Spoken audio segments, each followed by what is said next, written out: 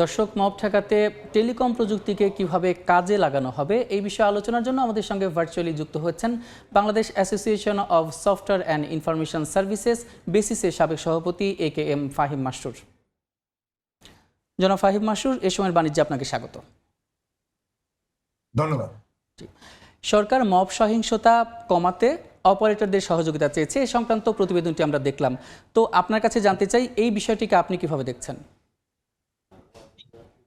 আমি আসলে এই সিদ্ধান্তটাকে একেবারেই অবাস্তব ভাবে মনে হচ্ছে আমার। আসলে মানে এবং কিছুটা লোক দেখানো হলেও মনে হচ্ছে আমার কাছে, কারণ আসলে মব যদি আপনি বলেন টেলিকম অপারেটরদের কাছে ডাটা কি থাকে, যে হয়তো কোন সিম বা কোন লোক কোথায় আছে। তো বাংলাদেশে তো আসলে জি, মানে কোটি কোটি মানুষ টেলিফোন ব্যবহার করে। এখন আপনি কি আগে থেকেই বুঝতে পারবেন যে একজন লোক, বা আমি যদি কোনো অনেক অনেক ধরনের লোক একটা ভিড় করেও থাকে, তারা যে আসলে মবই করছে? কারণ বাংলাদেশ আপনি জানেন যে এটা খুবই একটা মানে ঘনবসতিপূর্ণ এলাকা। আপনি যে কোনো জি, জায়গাতেই অনেক লোক, যদি আমরা ট্র্যাকও করি যে কে কোথায় আছে, যে কোনো জায়গাতেই অনেক লোক আছে। যে কোনো রাজনৈতিক জনসভাতে প্রচুর লোক থাকে, একটা হোটেল রেস্টুরেন্ট অনেক লোক থাকে।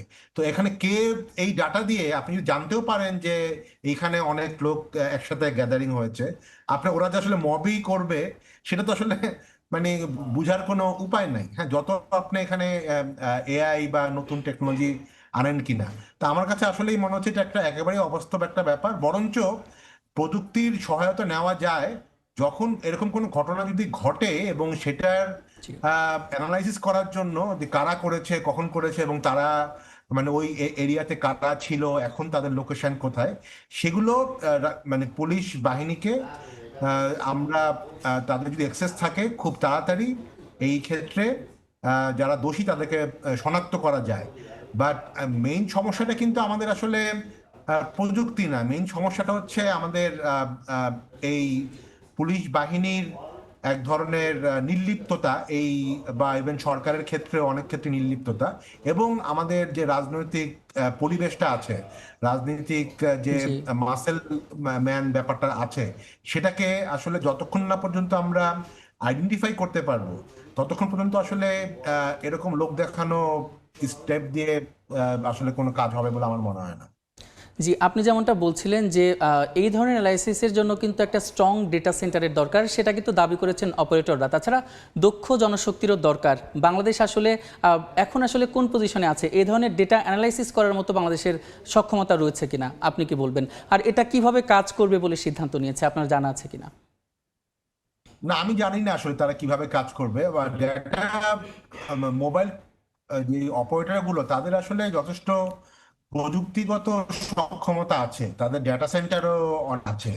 সমস্যাটা সেখানে নাই। হ্যাঁ, স্কিলের একটা ঘাটতি আছে, কারণ এই যে নতুন নতুন টেকনোলজি আসছে, সেগুলোকে আহ, ব্যবহার করার মতো এনাফ জনবল কিন্তু আমাদের এখানে নাই। কিন্তু আমি আবারও বলছি, সমস্যাটা আসলে প্রযুক্তির না। যেমন খুব ইজি প্রযুক্তি কিন্তু আমরা আসলে পেতে পারি এখন, যেমন সিসি ক্যামেরা, যেমন মিডফোর্ডে যে উদাহরণটা হলো বা অন্যখানে, সেখানে কিন্তু আসলে আমরা দেখেছি যে সিসি ক্যামেরার মাধ্যমেই কিন্তু আমরা আইডেন্টিফাই করতে পেরেছিলাম। তো আমার কাছে মনে হয় যে মানে যেই টেকনোলজি অলরেডি আছে সেগুলোকে, এবং অনেক জায়গায়, যে কোনো জায়গাতে, রাস্তাঘাটে বিভিন্ন জায়গাতে যদি আমরা আরো অনেক বেশি সিসি ক্যামেরা স্থাপন করতে পারি, তাহলে কিন্তু লোকজন আসলে ভয় পাবে যে তারা যদি কোনো কিছু করে সেটা রেকর্ডেড হয়ে যাবে।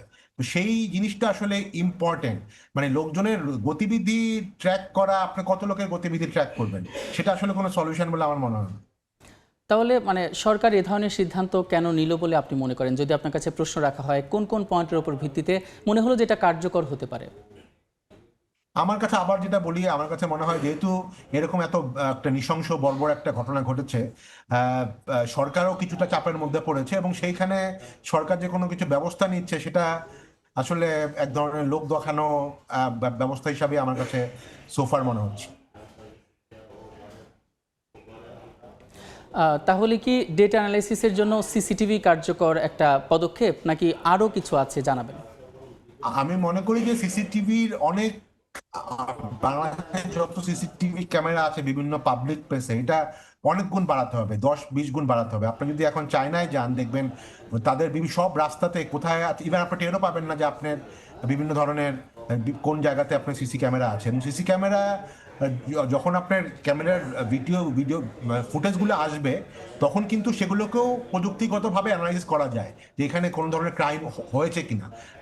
সেগুলোকে আসলে ইম্পর্টেন্ট রেদার দ্যান লোকজনের লোকেশন। অতএব video is more powerful document or data than একজন লোক কে কোথায় আছে। আমি মনে করি আসলে ভিডিওর উপরে বেশি ডিপেন্ড করাটা বা বেশি ইনভেস্ট করাটা জরুরি। জি, আপনার কাছে যদি জানতে চাই যে এই যে মব সহিংসতা ঠেকাতে মানে কার্যকর পদক্ষেপ কি হতে পারে, যদি আমরা প্রযুক্তিগতভাবেই বলি তাহলে প্রযুক্তিগতভাবে কার্যকর ব্যবস্থা কি হতে পারে, সরকার কী ধরনের পদক্ষেপ নিতে পারে যার ফলে ফলপ্রসূ হবে সেই সিদ্ধান্ত? এতক্ষণ যেটা বললাম আসলে আমাদের সার্ভেলেন্স বাড়াতে হবে। হ্যাঁ, সার্ভেলেন্সের পার্ট হচ্ছে আসলে সিসি ক্যামেরা বা বিভিন্ন জায়গায় এগুলি করা, এবং সেখানে আমাদের আরো অনেক বেশি, যেহেতু আমরা দেখি যে আমাদের পুলিশ অনেক ক্ষেত্রেই নির্লিপ্ত ভূমিকা পালন করছে, তো সাধারণ মানুষের মনে তারা দেখে যে পুলিশ আসলে চেয়েছে দেখছে ব্যাপারগুলো। সেখানে যদি একটি সিসি ক্যামেরাটা থাকে এবং সিসি ক্যামেরাগুলো সবে যদি ক্লাউডে থাকে, কারণ অনেক ক্ষেত্রে দেখা যায় যে যারা একটু এই টাইপের ক্রিমিনাল অফেন্স করে তারা অনেক ক্ষেত্রে সিসি ক্যামেরাগুলো আসলে ডিস্ট্রয় করে, এই প্রমাণগুলো ডিস্ট্রয় করে। তো সেই ক্ষেত্রে যদি রিয়েল লাইফ সিসি ক্যামেরা থাকে, যে যখনই কোনো একটা ঘটনা রেকর্ড হচ্ছে ভিডিওতে আসছে সেটা সরাসরি ক্লাউডে চলে যাবে, তাহলে আসলে সেগুলো রেকর্ড নষ্ট করার কোনো অপরচুনিটি থাকবে না লোকাল লেভেলে। তো সেটা কিন্তু আমার কাছে মনে হয় আরো বেশি কার্যকর টেকনোলজি হতে পারে দেন বিভিন্ন লোক কে কোথায় আসলে মুভ করছে সেটার ব্যাপারে। জি, যদি বলি যে এই যে মব জাস্টিস ঠেকানোর ক্ষেত্রে বাংলাদেশে যেমন পদক্ষেপ নিচ্ছে, দেশের বাইরেও তেমন পদক্ষেপ আছে কিনা এবং সেটাখান থেকে আমরা অনুপ্রাণিত হতে পারি কিনা আপনি জানাবেন। জি, আসলে যেটা আসে আসলে বিভিন্ন কান্ট্রিতে আপনি জানেন, ওয়েস্টার্ন কান্ট্রিতে যেখানে আসলে অনেক ক্ষেত্রেই সন্ত্রাস দমনের ক্ষেত্রে যেটা ব্যবহার হয় সেটা হচ্ছে বেসিক্যালি বিভিন্ন ইন্টারনেট কমিউনিকেশন তারা ট্র্যাক করে। হ্যাঁ, মানে ইভেন সোশ্যাল মিডিয়াতে কে কখনো কোনো কথা বলছে কিনা, মানে একটু উস্কানিমূলক কথা বলছে কিনা, সেগুলোও কিন্তু এক ধরনের প্যাটার্ন তারা ট্র্যাক করে। তো সেগুলো একটু অ্যাডভান্স টেকনোলজি, বাংলাদেশে সেই টেকনোলজিগুলো এখনো ব্যবহার করা শুরু হয়নি। তো সেগুলো দিয়েও কিন্তু আসলে মবের মব প্রোটেক্ট করা যায়, কিন্তু সেগুলো করার মতো আসলে মানে ক্ষমতা, লিগাল অথরিটি কিন্তু আমাদের টেলিকম কোম্পানিগুলোর নাই। সেগুলোর জন্য আসলে আমাদের আইন শৃঙ্খলা বাহিনীগুলো যারা আছে তারা আসলে বিভিন্ন ওয়ার্ল্ডের বিভিন্ন সফটওয়্যার আছে বা যারা এগুলিতে কাজ করে তাদের সাথে কমিউনিকেট করে এই মানে সোশ্যাল মিডিয়া বা একজনের সাথে আরেকজনের যে কমিউনিকেশন হচ্ছে, যেই কথা চালাচালি হচ্ছে বা মেসেজ চালাচালি হচ্ছে, সেগুলোর উপরে ভিত্তি করে কিন্তু এক টেকনোলজিকে ব্যবহার করেই আসলে এটার এক ধরনের প্রেডিকশন করা যায়। তো সেইগুলো হয়তো আমাদের সামনের দিনগুলিতে দেখতে হবে। জি, আপনাকে অসংখ্য ধন্যবাদ। বাংলাদেশ প্রযুক্তিগতভাবে আরও এগিয়ে যাক এবং এই ধরনের সমাধান যাতে প্রযুক্তিগতভাবে করা যায় সেই কামনা রইল। আপনাকে অসংখ্য ধন্যবাদ আবারও। ধন্যবাদ। আমরা এতক্ষণ আলোচনা করছিলাম মব জাস্টিস ঠেকাতে প্রযুক্তিগত কী ধরনের সহায়তা করা যেতে মোবাইল অপারেটরদের সাথে, আর সেজন্য আমাদের সঙ্গে কথা বলছিলেন বিসিসির সাবেক সভাপতি ফাহিম মাসরুর।